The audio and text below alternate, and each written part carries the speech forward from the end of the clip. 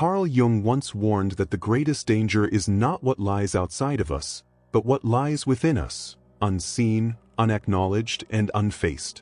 The pain you refuse to face does not disappear. It does not dissolve into the air simply because you ignore it. Instead, it grows in silence.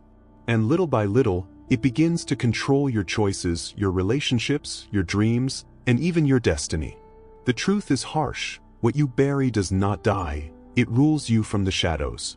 Perhaps you have felt this in your own life. You find yourself reacting with anger far greater than the situation deserves. You sabotage opportunities without knowing why.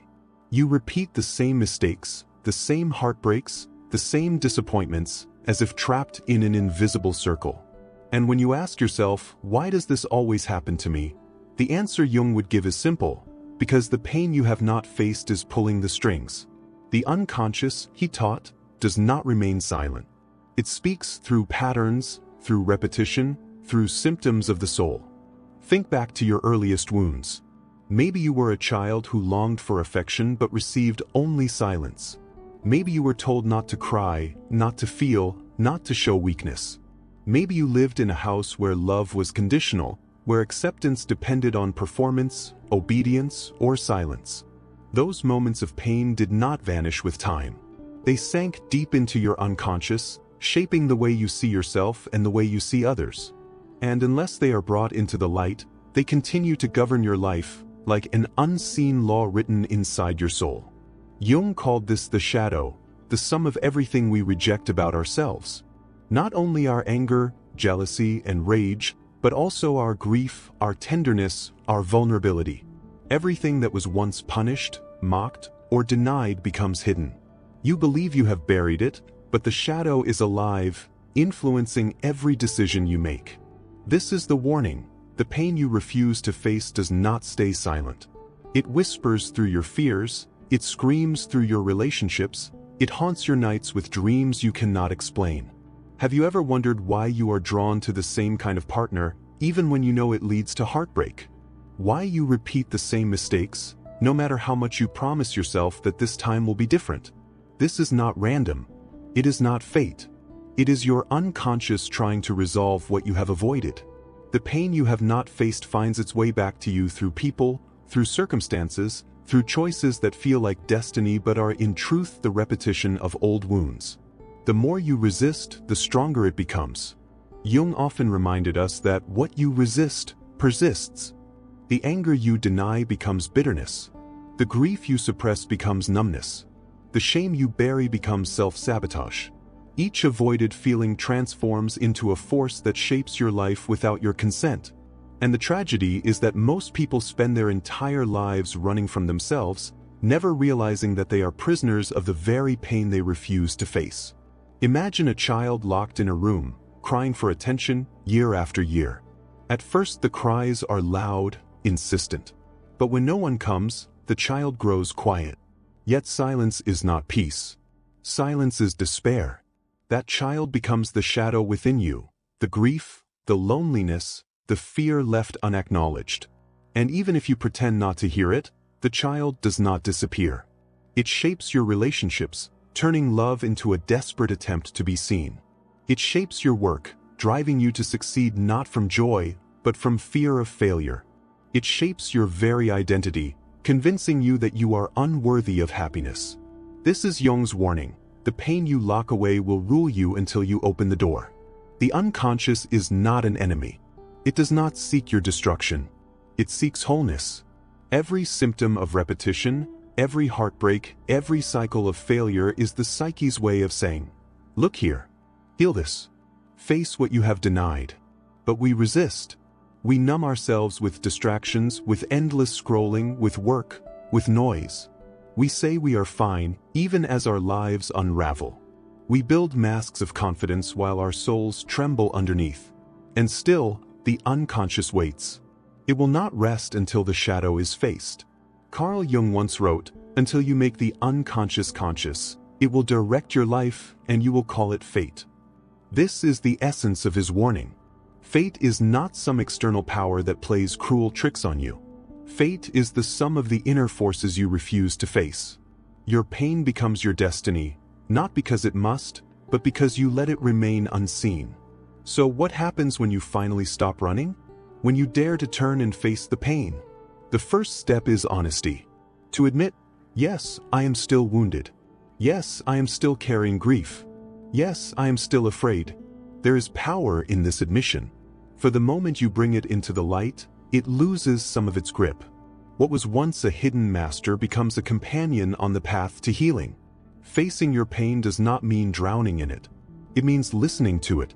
It means asking, what do you want me to know? What part of me have I abandoned? And slowly, you begin to see that your pain is not only suffering, it is a doorway. Through it lies the truth of who you are, the tenderness you buried, the strength you denied, the compassion you forgot. This is why Jung warned so urgently, do not run from your pain. The more you flee, the more it controls you. But when you face it, when you embrace it, when you dare to feel what you once could not, the chains begin to break. And for the first time, you are free, not from suffering, but from unconscious repetition. Free to choose, free to love, free to live not as a prisoner of the past, but as the author of your own becoming. The pain you refuse to face is not passive. It seeks expression, and if you do not give it space in consciousness, it will find its way into your life through repetition. Jung taught that the unconscious communicates through symbols, through dreams, and through the people you are drawn to. Every time you find yourself in the same destructive relationship, every time you sabotage your own success, every time you collapse under invisible weight, the unconscious is speaking. The question is, will you listen? In love, this hidden pain is most evident. You may tell yourself that you want kindness, stability, intimacy. But if your wounds remain unseen, you will be drawn to partners who reflect them. The child who felt abandoned is pulled toward those who cannot stay. The one who grew up unseen seeks out partners who neglect. The person who was shamed as a child chooses lovers who humiliate. To the conscious mind, this seems like bad luck. But Jung would say, it is the shadow seeking to be recognized. The pain you refuse to face comes back to you in the face of the person you call beloved. The same is true in other areas of life. The man who suppresses his anger becomes a magnet for conflict, encountering hostility wherever he goes. The woman who denies her vulnerability finds herself surrounded by those who dismiss her needs. The person who buries their fear of failure unconsciously avoids every opportunity, ensuring the prophecy is fulfilled. Jung's warning is clear: until you face these hidden forces, they will govern you. You will mistake their control for fate, never realizing that you are repeating what you have not resolved. Projections are another way the unconscious reveals your pain. When you idealize someone, placing them on a pedestal, you are often projecting the qualities you deny in yourself. When you despise someone with unusual intensity, you may be confronting the very traits you have disowned. Jung called this the shadow projection. You see in others what you cannot accept in yourself. And in relationships, these projections are powerful. They create infatuation, obsession, and even hatred. The mistake most people make is believing these reactions are about the other. They are not. They are mirrors showing you the pain you have not faced. Consider how this works with archetypes. Jung described the anima and animus as the inner feminine in men and the inner masculine in women. If a man has repressed his tenderness, he may project it onto a woman, expecting her to embody all the softness and care he cannot express. If she fails, he feels betrayed, not because she did anything wrong, but because she failed to carry his unconscious image. Similarly, a woman who rejects her own strength may project it onto a man, demanding that he carry her courage, her reason, her authority. When he falters, disappointment sets in. The relationship collapses, not because of incompatibility, but because the pain of unintegrated archetypes was never faced. This is why Jung warned against fleeing from inner work. The pain you refuse to face will not vanish. It will appear in the partner you choose, in the life you build, in the patterns you repeat. You may spend years blaming others, blaming destiny, blaming circumstances, never realizing that the common thread in every story is you. And this is not a condemnation, it is an invitation. For if the pain originates within, so does the healing. The shadow does not only appear in love. It appears in dreams. Night after night, your unconscious shows you images that feel strange, unsettling, sometimes terrifying. You may dream of being chased, of falling, of losing something precious. These are not random. They are symbolic expressions of your hidden pain. The pursuer in the dream is the part of you you refuse to face. The fall is the collapse of the persona you cling to. The lost object is your forgotten self. To ignore these dreams is to ignore the voice of your own soul. The pain you bury also shows itself in the body. Jung understood the deep link between psyche and soma. Headaches, tension, fatigue, even chronic illness can be expressions of unresolved wounds. The body becomes the stage where the unconscious performs its message. You can take medicine, you can silence symptoms, but unless the root is addressed, the pain will return. The body, like the soul, insists on being heard. And yet, most of us continue to run. We chase distractions, achievements, possessions, hoping they will silence the pain. But as Jung warned, the more you flee, the tighter the chains. Each attempt to avoid the shadow only strengthens its control. What you refuse to face becomes the master of your destiny. Think of a man who fears abandonment. He clings to every relationship, suffocating his partners with need, and in doing so, drives them away. His deepest fear becomes his reality, not because the world is cruel, but because his unconscious is recreating the wound. Or consider a woman who fears rejection.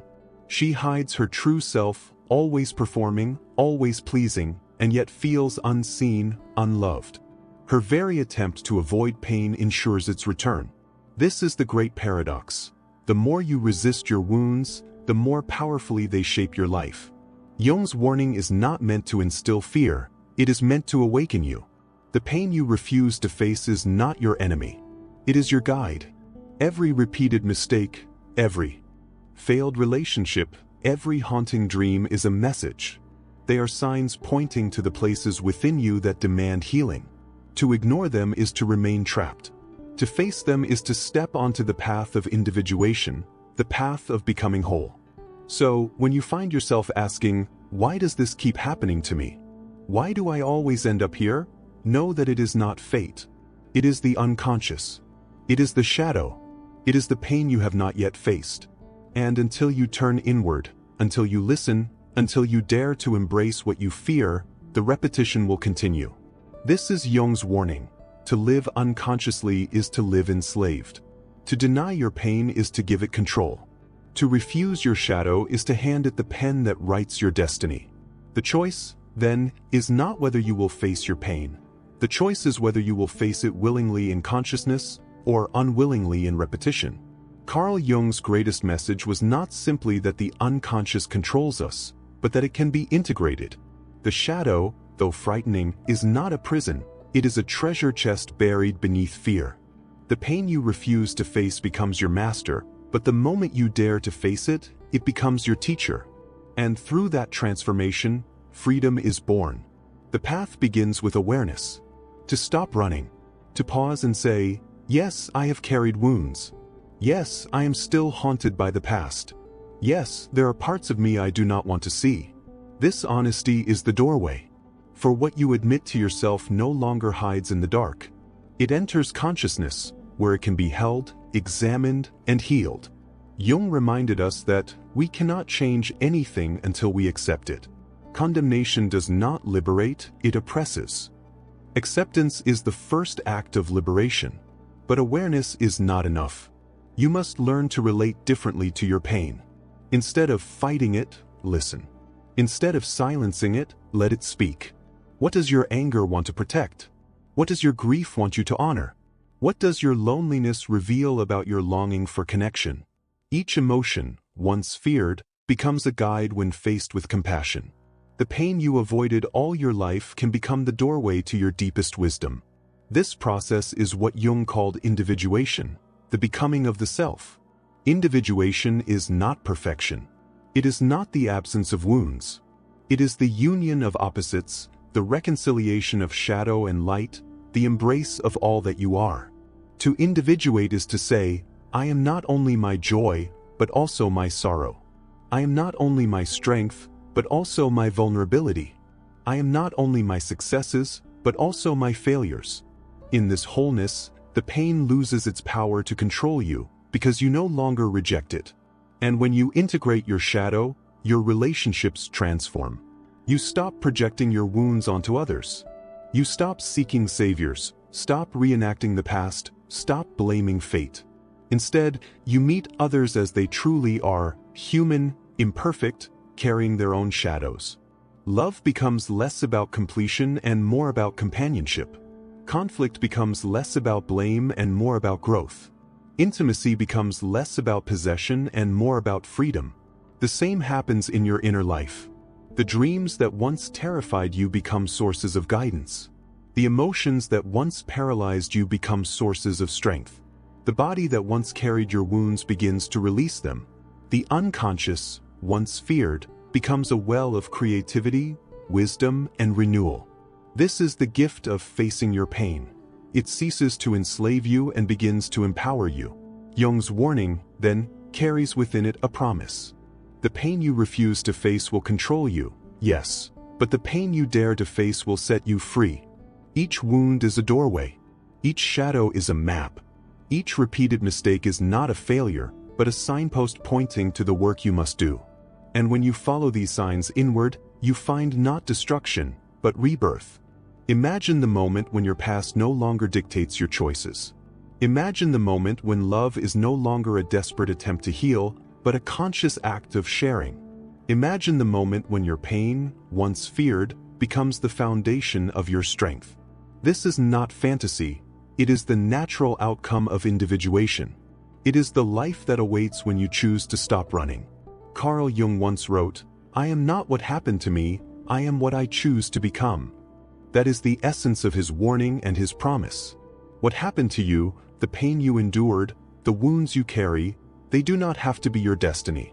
But if you refuse to face them, they will shape your life in silence. If you choose to face them, they become the raw material of your transformation. So hear the warning. The pain you refuse to face will control you. But also hear the invitation. Face it, and you will discover a freedom you never thought possible. You will discover that love is not lost, that joy is not gone, that meaning is not beyond reach. They were waiting all along on the other side of the shadow. The journey is not easy. It demands courage, honesty, and patience. But it is the only path that leads to wholeness. And once you walk it, you will no longer live as a prisoner of your past, you will live as the author of your soul. That is the gift of Jung's wisdom, not to escape your pain, but to embrace it, transform it, and through it, to awaken.